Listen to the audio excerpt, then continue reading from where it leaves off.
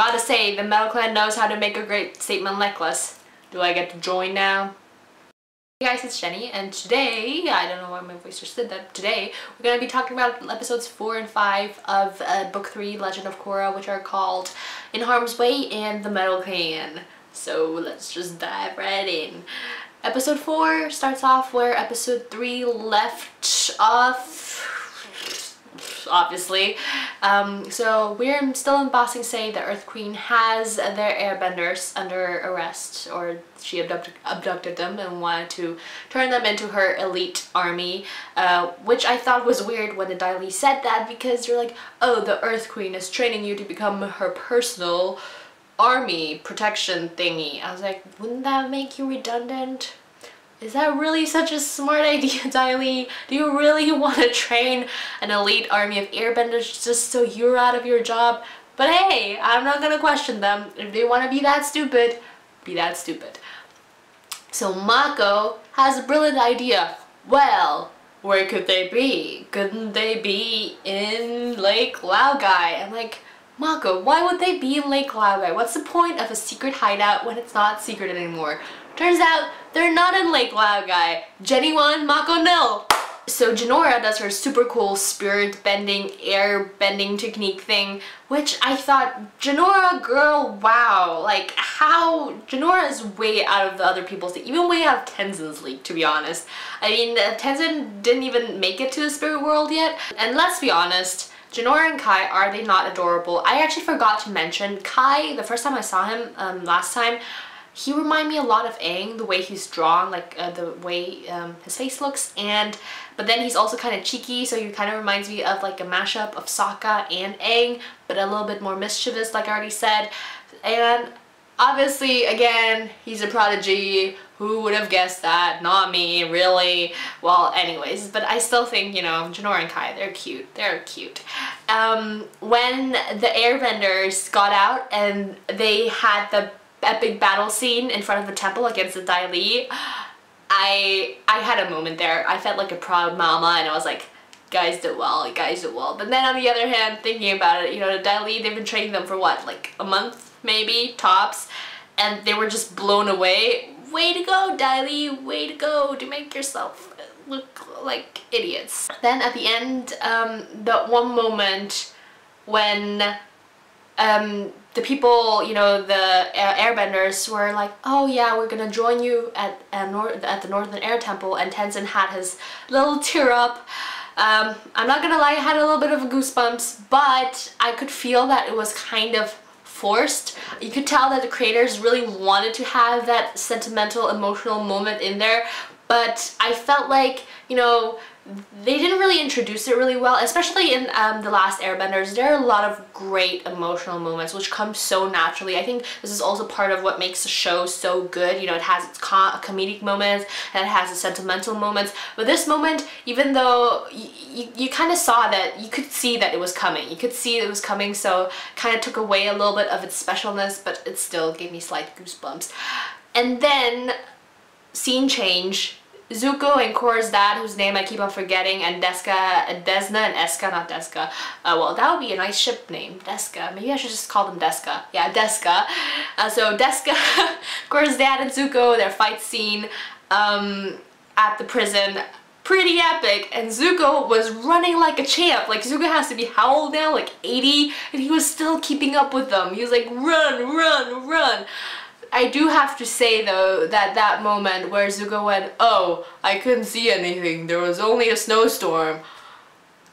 Please, Zuko, you've been around how long? It's never just a snowstorm. I mean, and then of course that Captain Obvious said, oh, that's not a snowstorm, that's a year.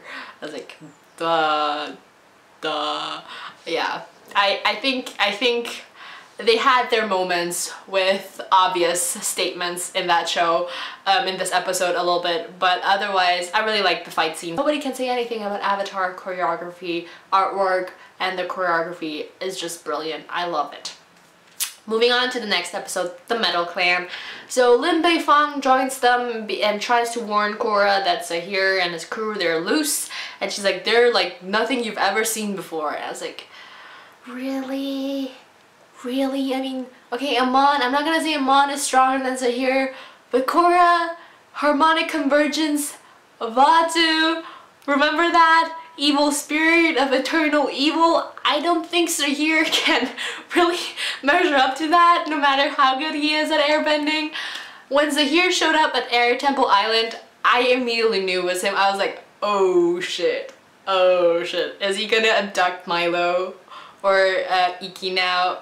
Luckily that didn't happen. I don't think it was supposed to be a plot twist in that one because just the way he's dressed and just, you know, his face, he's cleanly shaven, but you could clearly tell that he had some kind of evil intention.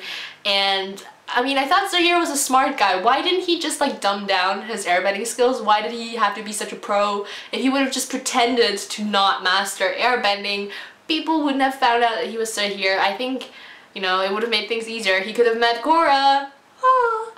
Now he's gone, so who knows where that storyline is going. So we get to the Metal Clan and this weird metallic city, which initially reminded me a lot of the capital in the Hunger Games, just that the people aren't dressed as crazy. It seems kind of utopian, but usually when things are too perfect, they seem kind of eerie and creepy. Not with this one though. It really just seems like a really nice place. What did freak me out a little bit was how many times they mentioned that this was the safest city in the world. Usually that means it's not gonna be the safest city in the world any longer. And even though it closes up like a rose petal or whatever kind of petal, you know, it only keeps out the evil if the evil is not in sight at the point that the rose petal closes up, because then shit is about to go down.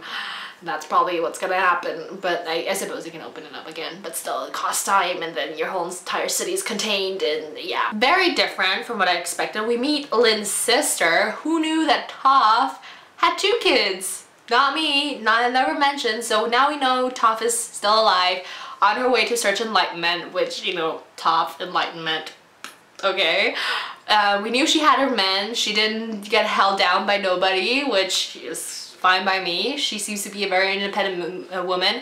And we also know that Toph wasn't a very strict mother, which kind of goes against what I imagined Toph to be. I know that I understand that Toph grew up in a very restricted family, so it's very natural for her to, you know, want her kids to have more freedom than her, but I always felt that Toph, you know, was would have been more stricter, especially when it comes to bending. And I think, I mean, she did teach her children bending and everything, but she kind of let her children loose. It felt kind of like she was a hippie mom, even though she was chief of police. You know, it's very contradicting. It's a very contradicting image that they're building up right here, in my mind anyways. I don't know, how did you guys feel about that?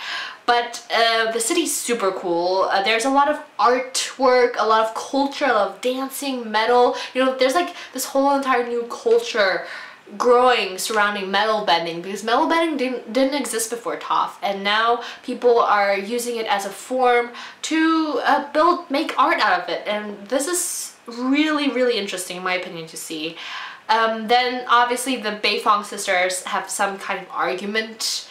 Don't know why, don't know what happened, but I guess it'll probably be resolved in the next episode or something. That's what I'm really looking forward to. I really want to know their backstories. And Opal, the airbender, the daughter, she's sweet. I hope she and Bolin work out. And again, she's like a natural. Why do we have so many airbending naturals?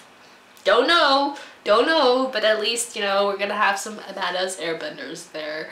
Oh, that one scene when Mako and Bolin were in the bathroom and Mako was, you know, putting wax into his hair, and then the eyebrows, he does his eyebrows so they look weird and pointy. Like, in that moment I was like, whoa, Mako. I thought that was natural. I just had a moment there. I was like, whoa, okay, let's step back here. What just happened? The ending, when Ling cried, has to be, I don't know what happened between them. It's probably some kind of betrayal or whatever, but that scene hit pretty hard. I mean, seeing Lin Beifong cry, yeah. Anyways, tell me what you guys thought about the show. Did you like the episodes? I'm really loving the show right now. I think the season looks great, and I can't wait to see how, you know, it resolves everything. And yeah, so thanks for watching, and we will see each other next time. Bye!